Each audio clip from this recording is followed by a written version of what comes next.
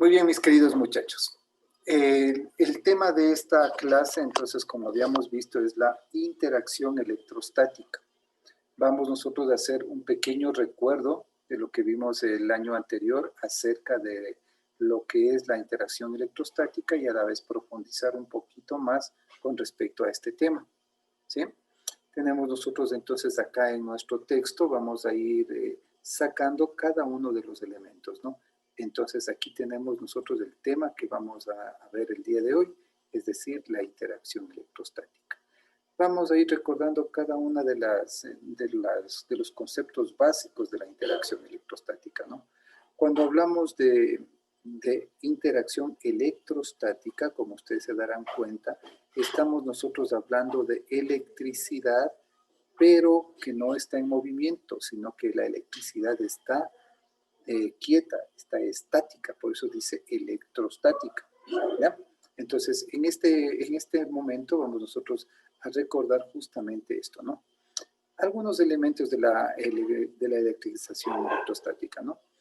A ver, nosotros habíamos visto que ya lo que es electricidad o lo que es la electrización ya se conocía muchos años atrás, ¿no? Ya en la antigua Grecia ya se había hecho este descubrimiento acerca de que hay ciertos materiales que al ser frotados con, puede ser piel de algún animal o con seda, tienen propiedades atractivas, ¿no? O sea, atraen ciertas cosas.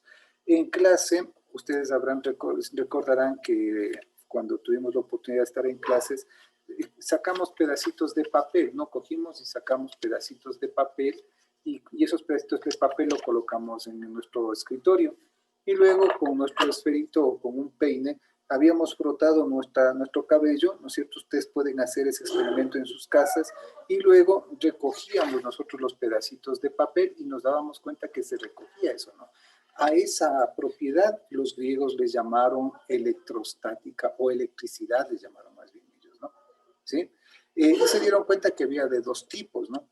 Que cuando se le frotaba al ámbar, que no es otra cosa más que la savia de un árbol o de los árboles, la savia de los árboles que se seca y toma forma así media cristalina, y cuando de pronto eso se hace piedra, a eso se le llama ámbar. Entonces, el ámbar es una especie de plástico natural, llamémosle así. Entonces, a ese ámbar cuando se le frota, si se le frota con piel qué sé yo, de algún conejo, por ejemplo, adquiere estas características. Pero si se le frota al mismo ámbar, en cambio, con seda, los elementos que son atraídos anteriormente ahora son repelidos. Por eso los griegos se dieron cuenta que había dos tipos de atracción, ¿no? O sea, dos tipos, uno logrado por la piel de los animales y otro logrado por la seda. Por eso ellos le pusieron a la una electricidad positiva y a la otra electricidad negativa. Y como ustedes recordarán, cuando ahora ya sabemos, ¿no? Que cuando hay cargas del mismo signo, estas se repelen, pero cargas de distinto signo, estas se atraen. Justamente lo que les acabo de contar en este momento está en este pedacito de la lectura que vamos a pedirle a uno de nuestros compañeros que nos ayude en la lectura. A ver, vamos a pasar a nuestra pizarra para que no nos interrumpa y vamos a pedirle a nuestro amigo Luis Vicente. A ver mi querido Luchito. Ya, Licey. Vamos a dar lectura a estos párrafos de aquí. A ver, te escuchamos. Ya, interacción electrostática, electrización y cargas eléctricas. Los primeros fenómenos de electrización registrados anotan aproximadamente del 600 a.C., cuando Tales de Mileto observó que ámbar o resina electro en griego atraía cuerpos más ligeros, como plumas, tras haberse flotado con la. En los siglos XVI y XVII se observó que otras sustancias como el vidrio también atraen a pequeños cuerpos para ser frotados con cera. Además, se constató que al acercar dos trozos de ámbar o plástico, tras haberlos frotado con grano, tras haberlos frotado con lana o dos de vidrio después de frotarlos con seda, se repelen entre sí. Si se acercan un trozo de ámbar o plástico y otros de vidrio previamente frotados, hay una fuerza atractiva entre ambos. Este fenómeno se denomina electrización. Muchas gracias. ¿Ya? Entonces, como ustedes se habrán dado cuenta, nombres que nosotros siempre debemos ir recordando en este tema, por ejemplo, este caballero, ¿no? Tales de Mileto, que ya habló acerca de esto, ¿no? Entonces, miren, en griego, cuando para decir resina, o sea, la palabra griega con la cual se designa la resina es electrón. Entonces, de ahí se tomó justamente el nombre para lo que tenemos ahora, ¿no? Y el acto, entonces, de frotar, o sea, cuando un objeto adquiere carga eléctrica, a eso se le llama electrización, ¿no es cierto? Entonces, noten ustedes que ya habíamos visto, ¿no?, que hay dos tipos de electrización, o mejor dicho, dos tipos de cargas eléctricas, positiva y negativa. Ahora sabemos nosotros que cuando existe un exceso de electrones, entonces tendríamos carga negativa. Y cuando existe, en cambio, un déficit de electrones, es decir, más protones, entonces tenemos una carga positiva. Y de ahí teníamos nosotros que cargas del mismo signo, ¿no es cierto? O sea, si las dos son positivas o las dos son negativas, entonces estas dos cargas se van a atraer. En cambio, cuando tenemos cargas de distinto signo, ¿no? Pues la una positiva, la otra negativa, entonces estas dos, cargas del mismo signo, perdón, ahí estamos poniendo al revés. Cargas del mismo signo, estas cargas se repelen, ¿no es cierto? Y cargas de distinto signo se atraen, ¿ya? Entonces, esto ocurría justamente con los trozos de ámbar o de plástico, ¿no? Cuando son electrizados. Ahora, vamos a ir viendo algunas cosas interesantes. A ver, vamos a ir recordando. La unidad de carga eléctrica, ¿cuál es? Entonces, pasémosle nosotros esto a nuestra pizarra. A ver, ¿y dónde se nos fue? Pues? A ver. Acá está, ya. A ver, pasémosle esto, ya. Y le pasamos acá, ya, ahí está. Muy bien. A ver, ustedes recordarán que la unidad de carga eléctrica, la unidad de la carga eléctrica, se le conoce con el nombre de culombio, ¿no? Pero esta unidad del culombio, que se le representa con la letra C mayúscula, es una unidad bien grande, ¿ya? Por eso ustedes recordarán que cuando les explicaba esto en el colegio, habíamos hablado que utilizamos nosotros los submúltiplos, o sea, le hacíamos pedacitos más pequeños, ¿ya? Entre los submúltiplos nosotros habíamos visto que se iban siempre, ¿no? Cuando yo, por ejemplo, pongo 0,1, esto era un deci, ¿no es cierto? Le decíamos que esto es un deci. Cuando yo pongo un 0,01, esto es un cambio, un centi, ¿ya? Pongámosle así, ¿no? Un centi, ¿ya? Cuando yo pongo en cambio un 0,001, esto ya es un mili, ¿ya? Y a partir de ahí ya se le va haciendo de 3 en 3, ¿no? Entonces, miren, cuando yo pongo 0,1, esto es lo mismo que decir 1 por 10 a la menos 1, ¿sí? Cuando pongo así 0,01, esto es como decir 1 por 10 a la menos 2. Cuando yo pongo así, entonces esto es como 1 por 10 a la menos 3. Miren, entonces, si yo le divido al culombio en 10 partes, entonces yo diría que tengo un deciculombio.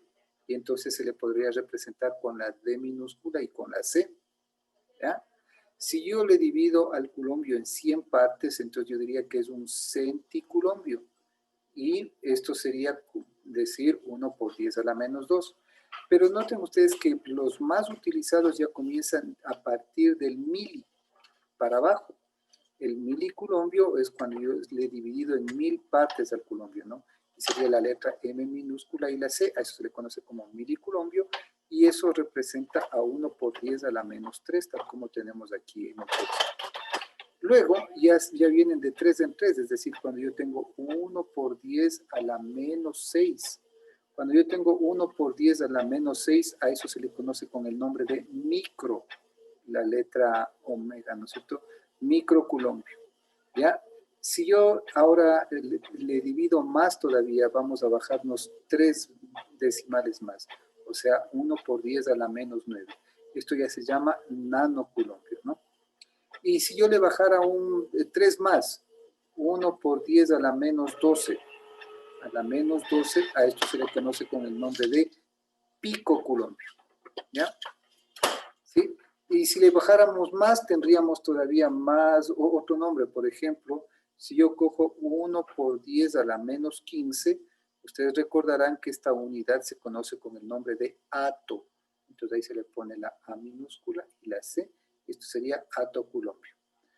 Ya, los que más utilizamos, como ustedes se darán cuenta, de acuerdo al texto, son el miliculombio, el microculombio y el nanoculombio. ¿Sí? Esas son las unidades de carga eléctrica más utilizadas. ¿Ya?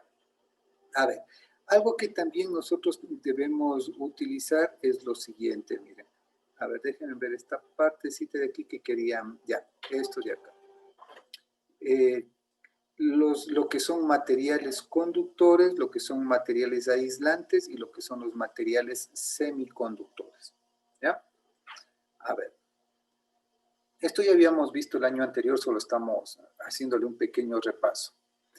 Miren, recordarán ustedes, mis queridos muchachos, que hay unas sustancias que se le conoce con el nombre de conductores, y los conductores, los materiales conductores, son aquellos que permiten el paso de las cargas eléctricas.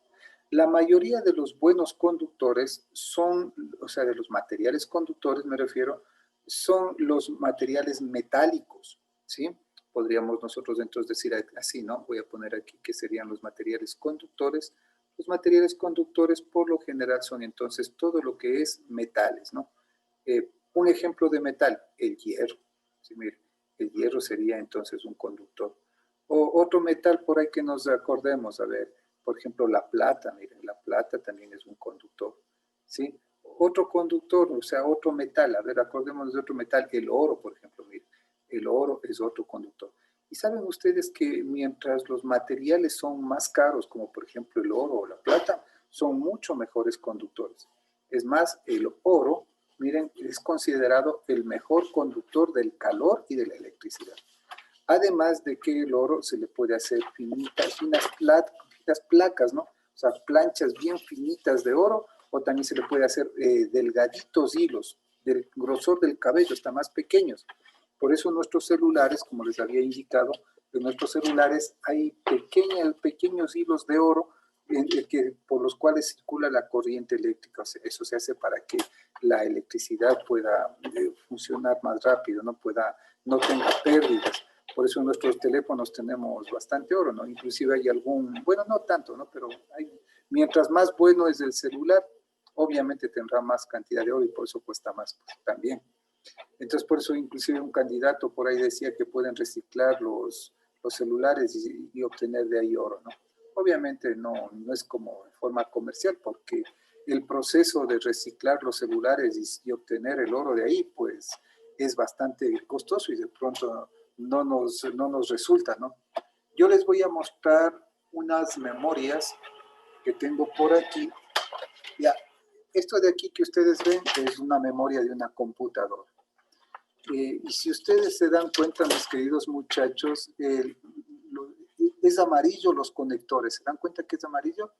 ¿Ya? Entonces estos conectores, esta parte que ustedes ven ahí, es una fina película de oro que permite justamente la transmisión de energía eléctrica lo más rápido posible a la computadora y con ello obviamente los datos, ¿no? Con lo que puede funcionar. Entonces, a eso se les conoce como materiales conductores. Pero también tenemos otro tipo de materiales. Los otros materiales, en cambio, se llaman aislantes. ¿Qué son los materiales aislantes? Los materiales aislantes, en cambio, son aquellos que se oponen al paso de la corriente eléctrica. ¿Sí? Los mejores materiales aislantes son aquellos que son no metálicos. Pues.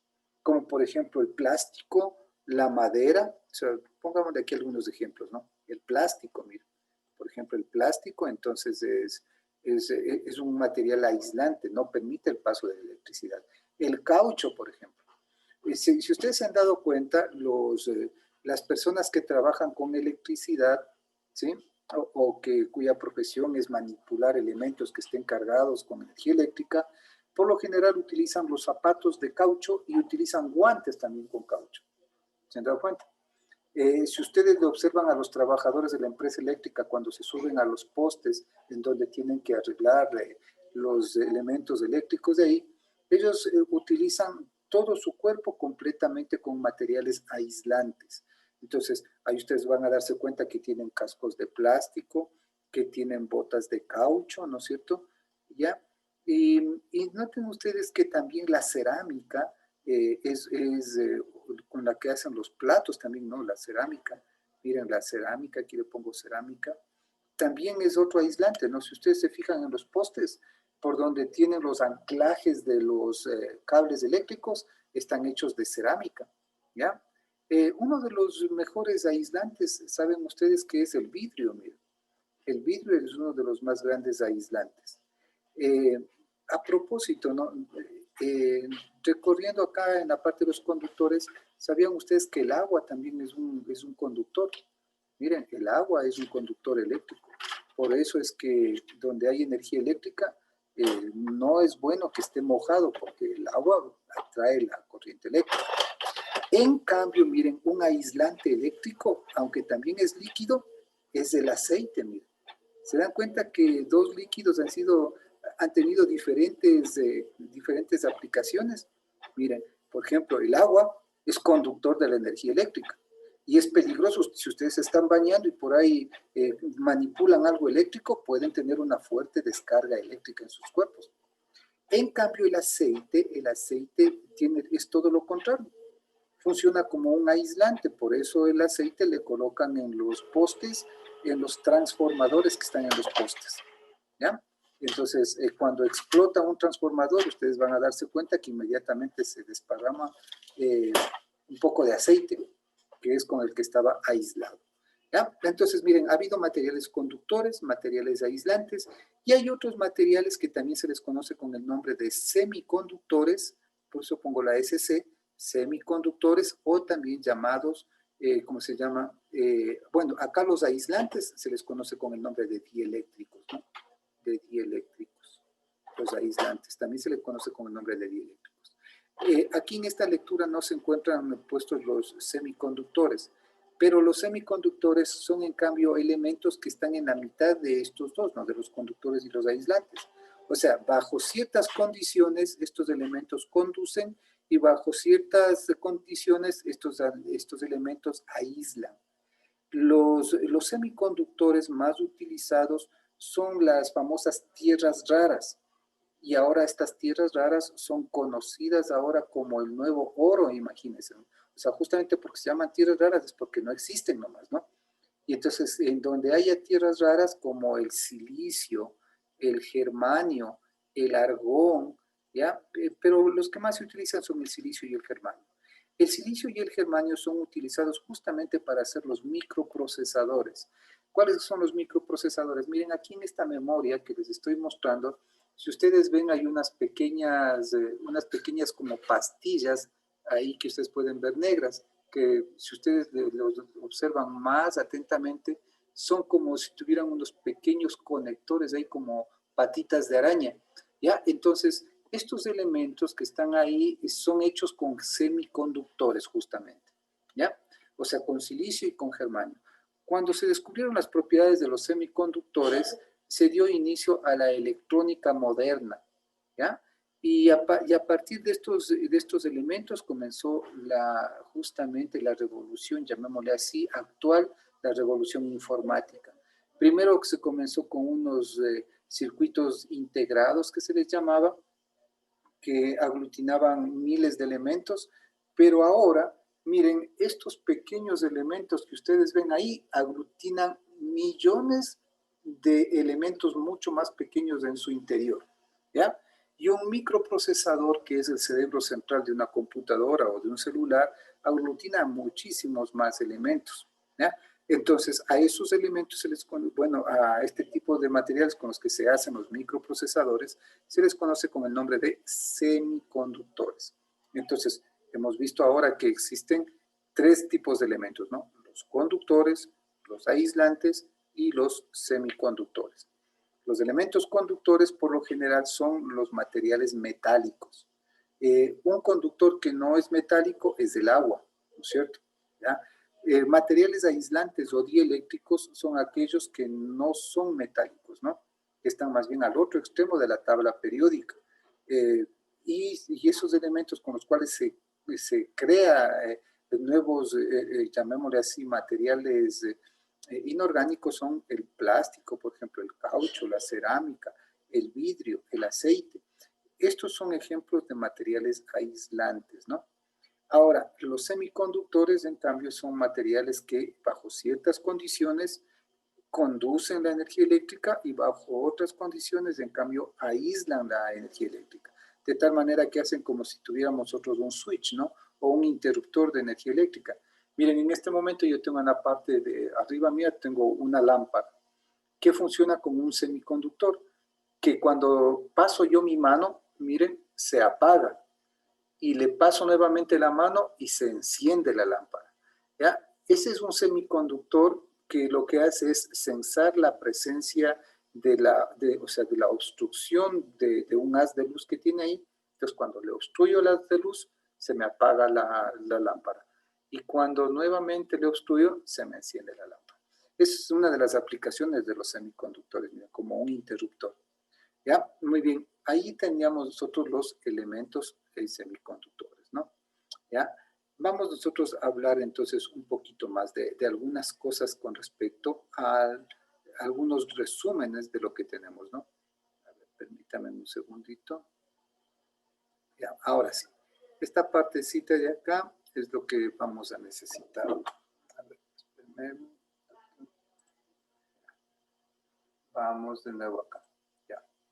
Ahora sí, vamos con esta partecita de aquí que me interesa también que le podamos nosotros... Uy, otra vez se me fue. Leámosle acá nomás. A ver, aquí nomás leámosle. Porque ya me falta apenas 1 minuto 45.